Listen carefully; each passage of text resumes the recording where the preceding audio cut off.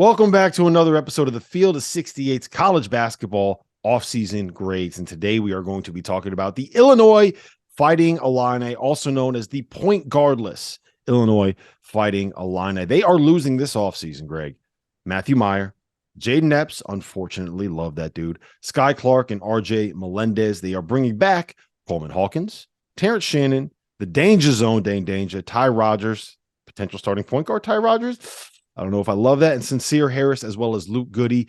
And they are also bringing in a couple of pretty good transfers in Marcus Domask from Southern Illinois, Justin Harmon from Utah Valley, Quincy Guerrier from Oregon, as well as Amani Hansberry, a top 100 freshman, Draven Gibbs Lawhorn. I hope I got that one right, Draven. Apologies if I didn't. Dre, DGL. Put some respect on Dre Gibbs Lawhorn, man. He's nice. They're bringing in Dre Gibbs Lawhorn, four-star recruit, and also getting Nicolo Moretti, eligible after redshirting this past season. But before we get into anything else that has to do with this roster, right?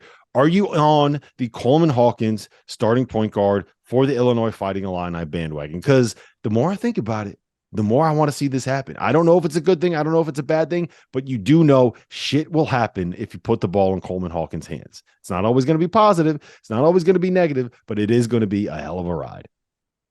I mean, yeah, it will be. Am I in on it? No, absolutely not. I'm not in on any of these guys playing point guard, Rob. That's the difficulty here for me is I really like this roster. I really liked last year's roster for the most part. And I think they lost some really talented pieces. And depending on who you ask, like a lot of the Illinois circles are pretty happy they lost these pieces. Like they think it's going to be a lot of addition by subtraction, specifically with Matthew Mayer, specifically with Jaden Epps. Mayer, I can understand, like the man was mentally and emotionally all over the place. We know that. Jaden Epps, I thought, was pretty good last year and projected to be a guy who could really take a leap forward as a point guard on this roster. Sky Clark, we know that situation was crazy. He left in the middle of last season, but it's another name that is no longer there that plays the biggest position they need. And then if you look at the way they approached the portal this offseason, it felt like it was just rumor after rumor of superstar guard. I mean, you know this. We sat with Brad Underwood in Houston at the Final Four, and we asked him about how he is going to approach the roster from year to year. And he was like, well, we're always going to get superstars. We're going to get stars in the portal. I'm still waiting for the stars they're going to get in the portal this offseason. They were rumored with Tiger Campbell, never came together. They were rumored with Ray J. Dennis. They lost that recruitment. So I don't know where they go from here. It appears their plan is to just run with what they've got at this point. They did get Jeremiah Williams quickly. He was quickly out after they got him. I didn't love that plan anyway, but it was a body right there. And right now the options are Ty Rodgers, Coleman Hawkins, two guys that, yes, they can both pass the ball. They can also throw the ball into the 10th row. They also I think they're much better as complementary playmakers playing a forward or a wing position and doing a little secondary playmaking there. They're not guys you want to bring the ball up 40 times a game. And I don't know who that is. Dre Gibbs Lawhorn could be the guy. He's a guard I really like. He was originally going to end up at Purdue. He ends up at Illinois, and the position of need is there. The opportunity is there. I don't love Justin Harmon from Utah Valley, but that is the question. When you just step back and look at this roster, it's not, do they have the talent in the front court? It's not, do they have the talent in the wing? They're blessed to get Terrence Shannon back for another year. But it really feels like they're risking the whole season on somebody emerging and being more than just playable at point guard. And I'm not sure I see the formula of what that's going to be. Yeah, because everything else on this roster kind of makes sense, right? Everything else on this roster kind of fits for what you would want out of a Brad Underwood team, right? Like they got a bunch of length and athleticism and aggressive dudes that you could put on the wing, and Terrence Shannon, Sincere Harris. I think you put Ty Rodgers in that mix. You put Quincy Guerrier in that mix, right? You got a bunch of guys that are kind of big and a little bit switchable and can play off the ball and shoot the hell out of it. And like Marcus Domask, I think Luke Goody, you can probably slot him in there. I'd put Justin Harmon in that conversation.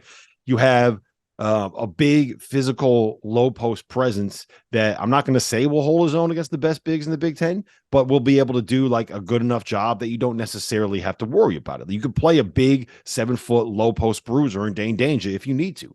And if you want to get crazy, you put Coleman Hawkins at the 5, and all of a sudden you got a playmaker and you can play like a really modern looking lineup. But you're right.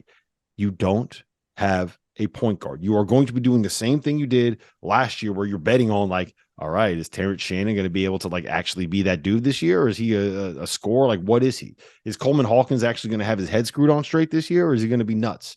So that's I'm 100% with you there. Like they are, frankly, a Jaden Epps away from being like a top 15 team to me. And if I didn't realize I didn't realize there was Jaden Epps hate. Like I do not understand the Jaden Epps hate. Like that dude is a killer. He's a star. Yeah, I love him. So I'm right there with you. So let me do a little enlightening here, and we're gonna talk about the C word, Rob, the culture word here in Champaign, Illinois.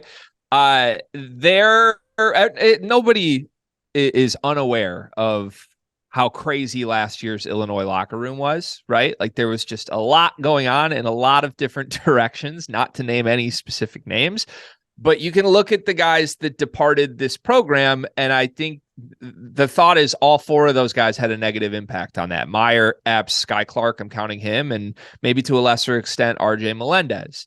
Now, Meyer was just insane. We know that. Clark and Epps seemed to sort of have a against each other thing at first that sort of turned into both of them against the locker room. And you can make an argument that, okay, you step aside, you remove those guys. This is going to be a group that likes each other a lot more. In fact, none other than Ty Rodgers is doing a press tour right now publicly saying that. He literally said last year we had some guys who were not good people, and this year they are. I mean, that's a quote. Crazy. Like, that's a crazy thing. Rob, this is an actual quote. I will send it to you as soon as we wrap this. But like, and Illinois fans seem to be loving the quote. They seem to be gravitating toward it of like, oh yeah, our culture is back. My issue is that like, the simple concept, the act of a player on this team going on a podcast and saying ex-teammates from 3 months ago are horrible people is the exact type of thing that I think ruined last year's locker room. Like it's been a year-over-year thing. They were all so excited to tell you how much better they're going to be without Kofi because Kofi was really limiting in a lot of ways. And not to throw him under the bus, but we're excited that he's moved on. It didn't work out that way. Kofi was a program legend. Now it's always blaming the guy who just left. And Rob, you can tell me if I'm crazy. I look at this roster. There's quite a few guys that I think are on this roster this year that won't be next year that could easily be the scapegoats 6 months from now.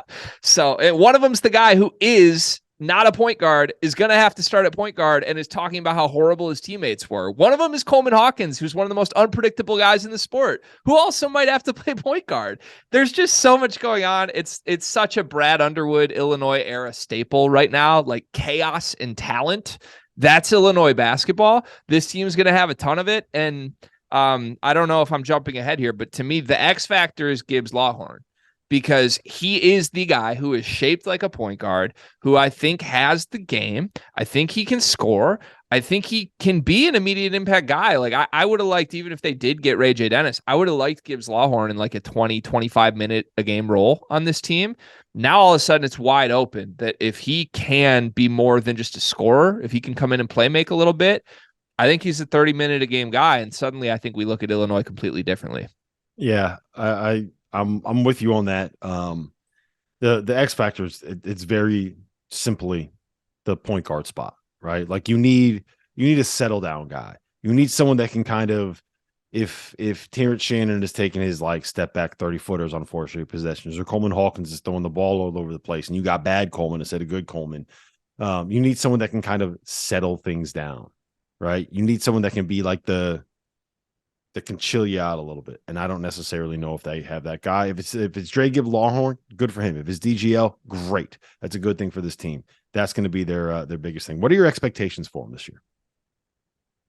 It's difficult. Can I say exactly what they've been for like 3 years now? Like I guess they were better a couple of years ago. Like they won the Big Ten a couple of years ago.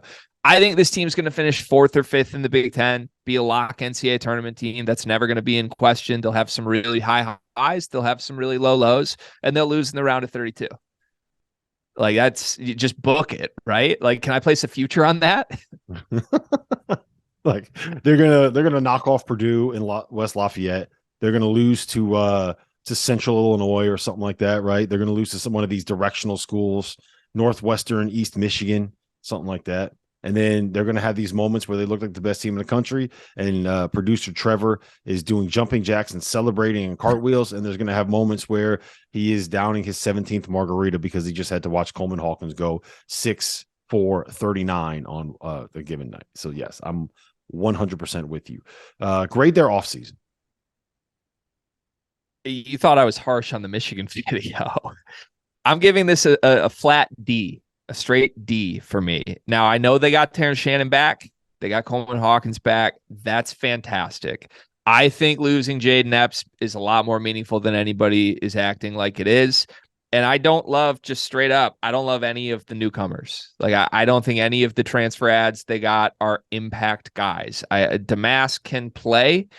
I think he's much better as a rotational 15-minute guy off the bench than a starter. I don't know what his role will be. I don't think Justin Harmon's a Big Ten point guard. I just don't. He's their only answer there right now. Quincy Guerrier has been wildly inconsistent his whole career.